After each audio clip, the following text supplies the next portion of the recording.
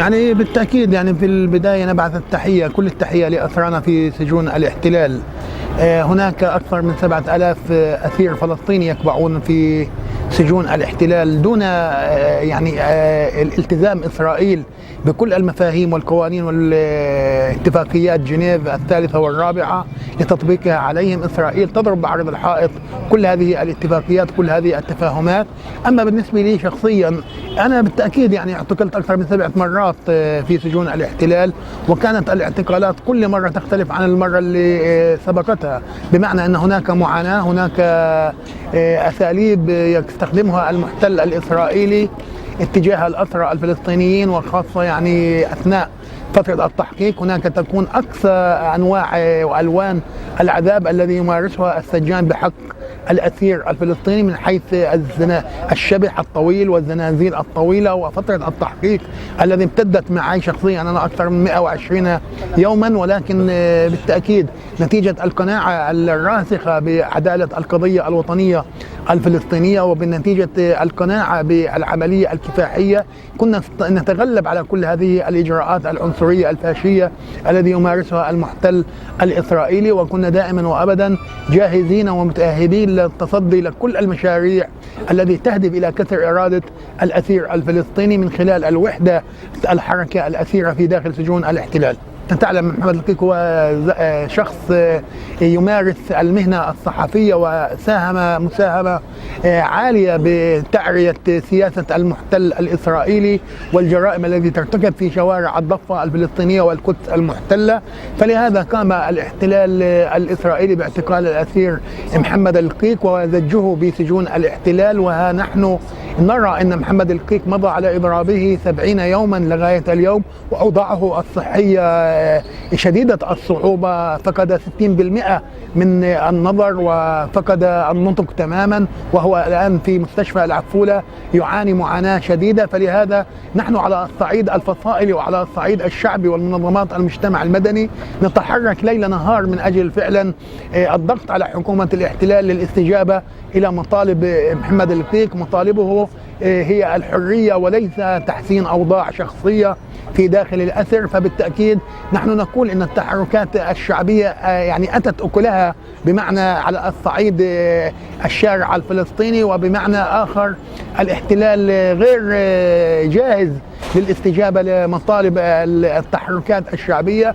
فلهذا نحن قلنا علينا أن نتحرك شعبيا، وأن يلازم هذه الحركة الشعبية حركة سياسية من قبل القادة الفلسطينيين، وعلى رأسهم السيد محمود عباس. لماذا لغاية الآن لن ندق أبواب الأمم المتحدة والمنظمات والمحاكم الدولية من أجل إجبار الاحتلال على التعاطي مع قضية الأسير محمد القيك؟ نحن ننتظر في أي لحظة من اللحظات أن يستشهد الأسير محمد القيك. طيب فإذا استشهد فكيف سيكون الرد؟ الإدانة أو الاستنكار أو تحميل المسؤولية لمن؟ فلهذا على القيادة الفلسطينية التحرك العاجل من أجل إنقاذ حياة الأسير محمد القيك. هناك دول كتير عربية لها علاقات مع الكيان الإسرائيلي الصهيوني، بإمكانها الضغط على حكومة الاحتلال للإفراج عن الأسير محمد القيك. المحكمة العسكرية، محكمة العدل الإسرائيلية، بالأمس كان هناك توجه من أجل تعليق إضراب الأسير محمد القيك،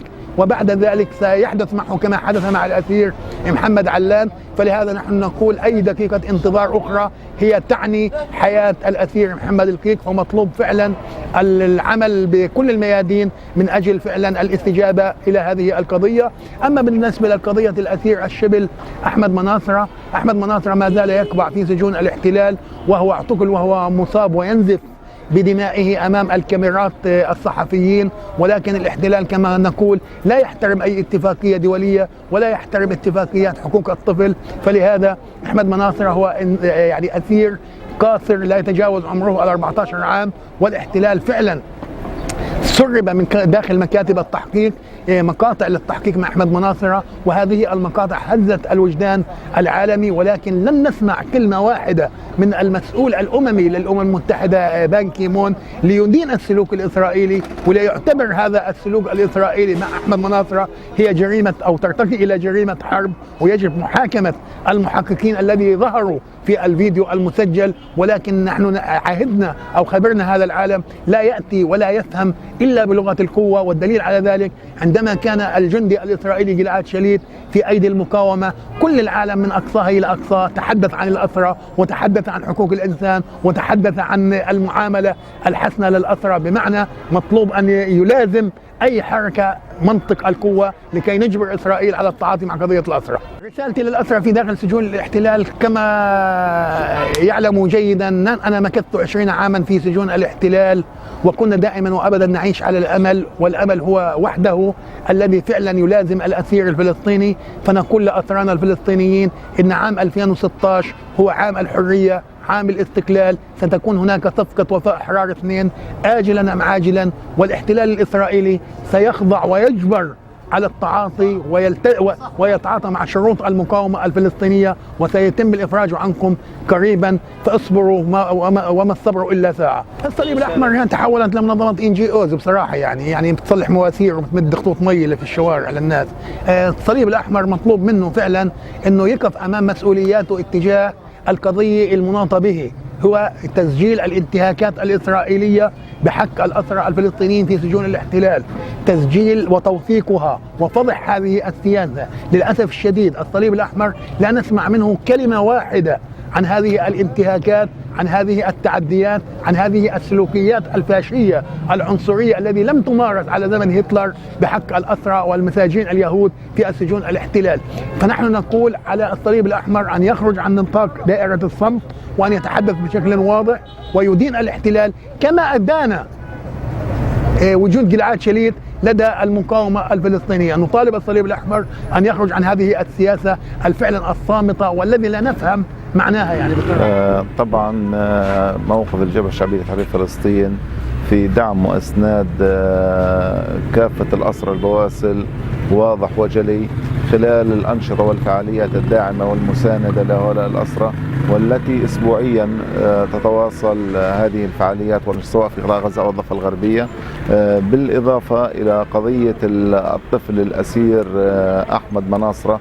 هذه القضية الإنسانية بامتياز، وخاصة أن هؤلاء الأطفال تتعمد قوات الاحتلال إلى اعتقالهم وتعذيبهم حتى تكسر براءة الطفولة والإرادة منذ الطفولة في هؤلاء الأطفال. فكان للجبهة الشعبية دور في فضح هذه الانتهاكات الصارخة بحق هؤلاء الأطفال من خلال عدة اعتصامات وفعاليات أقامتها سواء أمام مكتب الصليب الأحمر الدولي أو مفوض السامي لحقوق الإنسان، أو من خلال الأنشطة والفعاليات الخارجية، والتي كان بالأمس موقف للرفيقة ليلى خالد عضو المكتب السياسي للجبهة الشعبية في هولندا عندما تناولت هذه القضية وطرحت قضية اعتقال الأسرى الأطفال وعلى رأسهم أحمد مناصرة، ودور التعذيب الذي يمارسه السجان الإسرائيلي وضابط المخابرات الإسرائيلية بحق هذا الطفل الصغير.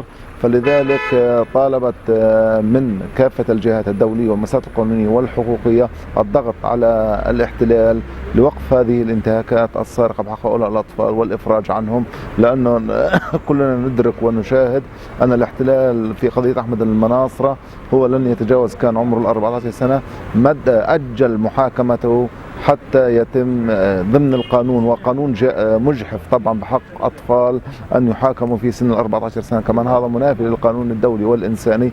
فلذلك هي خاطبت كافة المؤسسات الدولية والقانون والحقوقية بالضغط على هذا الاحتلال لوقف هذه الانتهاكات بحق هؤلاء الأطفال الأصل.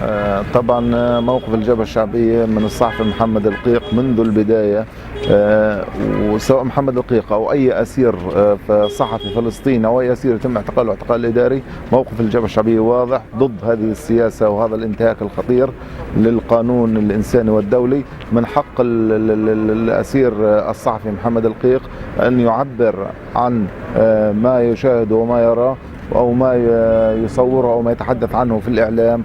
ولذلك هي الجبهة الشعبية ضد قمع الحريات وضد وقف نشاط أي صحفي واعتقاله أو تحويله إلى الاعتقال الإداري. فلذلك طالبت الجبهة في أكثر من تصريح وبيان ونشاط وفعالية بوقف هذا سياسة الاعتقال الإداري والإفراج عن الأسير محمد القيق، ووقف كل الانتهاكات التي تمارس بحق هذا الأسير البطل الصحفي، والسماح للصحفيين الفلسطينيين بأداء دورهم وعملهم بكل حرية دون أي مضايقات. فلذلك دائما نؤكد وأكد الجبهة أن هذا الاعتقال هو اعتقال باطل ومجرم من يمارس هذا القانون والاعتقال بحق أسران الأبطال ضمن الاعتقال الإداري. ماذا تتوقع الجبهة الشعبية من لجنة الصليب الأحمر؟ للأسف الشديد لجنة الصليب الأحمر الدولي منذ سنوات طويلة، ونحن لا نعول كثيرا على دور الصليب الأحمر. ما هو دور الصليب الأحمر؟ هو دور إنساني فقط لا غير، مجرد ساعي بريد يوصل رسائل ويقدم برسائل، ولا يقدم أي نوع من تخفيف المعاناة عن أسرانا البواسل، وليس لديه أدوات الضغط على الاحتلال الإسرائيلي من أجل التخفيف من معاناة أسرانا أو وقف القوانين هذه الجائرة أو التعذيب الذي يمارس بحق أسرانا الأبطال.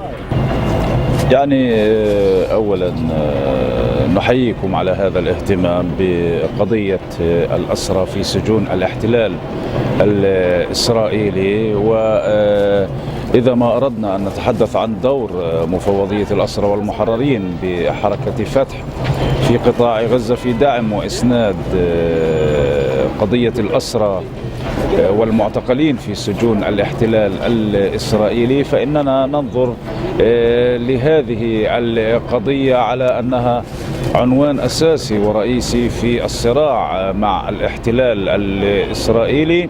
هناك مجتمع فلسطيني صغير في قبضة السجان الإسرائيلي، تتجاوز أعداده أكثر من 7000 أسير فلسطيني. زاد هذا العدد منذ الأول من أكتوبر في اندلاع الهبة الشعبية في القدس والخليل وجنين وفي غزة أيضا وفي كل ربوع الوطن في مواجهة السياسات والجرائم الإسرائيلية.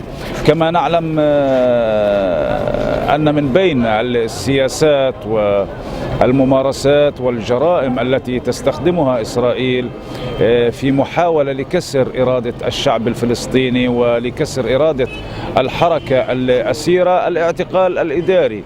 الاعتقال الإداري أصبح سيفا مسلطا على رقاب أبناء شعبنا الفلسطيني. وحالة الأسير الصحفي المعتقل منذ نوفمبر 2015 هي خير دليل على هذه الممارسات. واعتقال الطفل أيضا أحمد مناصرة وما شاهدناه عبر الفضائيات واليوتيوب الذي تم تسريبه في التحقيق مع هذا الطفل يعني يكشف بشكل حقيقي عن هذا الوجه القبيح لهذا الاحتلال الإسرائيلي. إننا ننظر بعين الخطورة لما يتعرض له الأسرى من سياسات وقوانين تعسفية إسرائيلية، من بينها كما ذكرت الاعتقال الإداري ومحاولة إسرائيل لفرض قانون التغذية القسرية على الأسرى المضربين عن الطعام.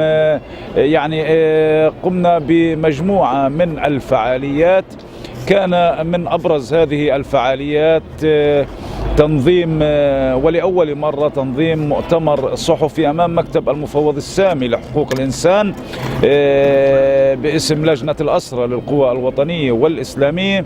كان هذا المؤتمر الصحفي كما ذكرت لأول مرة يعقد في فلسطين بل وفي الأراضي العربية أيضا، حيث شارك فيه 7 لغات أجنبية، وكان يهدف إلى مخاطبة الحس الإنساني الدولي إلى جانب مجموعة من الفعاليات الداعمة والمساندة للأسرى، سواء كانت على صعيد مفوضية الأسرى بحركة فتح أو على صعيد لجنة الأسرى للقوى الوطنية والإسلامية. الفعاليات متواصلة، ومن أبرز هذه الفعاليات مشاركتنا أيضا في الاعتصام الأسبوعي الذي ينظمه أهالي الأسرى بمقر اللجنة الدولية للصليب الأحمر منذ أكثر من 17 عاما. هذا الاعتصام يجب، ويعني من خلالكم يجب أن نسعى جميعا، سواء كنا حقوقيين أو مؤسسات أو فصائل أو قانونيين أو إعلاميين وصحفيين، لأن يسجل أو يتم تسجيل هذا الاعتصام الأسبوعي لأهالي الأسرى في موسوعة جينيس للأرقام، حيث أنه أطول اعتصام في تاريخ العالم. هذا الاعتصام الذي يمتد منذ أكثر من 17 عاما يكشف عن معاناة أبناء الشعب الفلسطيني، عن معاناة أهالي الأسرى، عن معاناة الأسرى، حيث تبرز خلال هذا الاعتصام مجموعة من الممارسات والانتهاكات الإسرائيلية من خلال صرخات وأوجاع أمهات وآباء وأبناء وزوجات وأشقاء وأصدقاء الأسرى، في حرمان الأسرى من أبسط الحقوق الإنسانية التي كفلتها كل الأعراف والمواثيق الدولية والإنسانية. اليوم تقام أمام مقر الصليب الأحمر أيضا خيمة لدعم وإسناد الأسير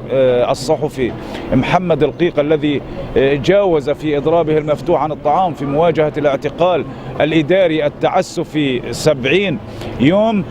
70 يوم كفيلة بأن تسقط أنظمة وحكومات ومؤسسات، خاصة في ظل خوض الأمعاء الخاوية. المعركة معركة الصبر، معركة التحدي، معركة كسر القيد وكسر السياسات والقرارات والقوانين العنصرية الإسرائيلية، وعلى رأسها الاعتقال الإداري، والذي هو كما قلت سيف مسلط على رقاب أبناء الشعب الفلسطيني. وهو بالمناسبة ليس قانون، هو أمر عسكري يعني من مخلفات الانتداب البريطاني، وما تزال إسرائيل تستخدم هذا الأمر العسكري البريطاني كسيف مسلط على رقاب أبناء الشعب الفلسطيني، إلى جانب أننا ننظر بعين يعني القلق إلى حالة الطفل أحمد مناصرة، والذي تعمل إسرائيل على تأجيل محاكمته وتشديد الخناق عليه في محاولة لإرهاب الأطفال الفلسطينيين.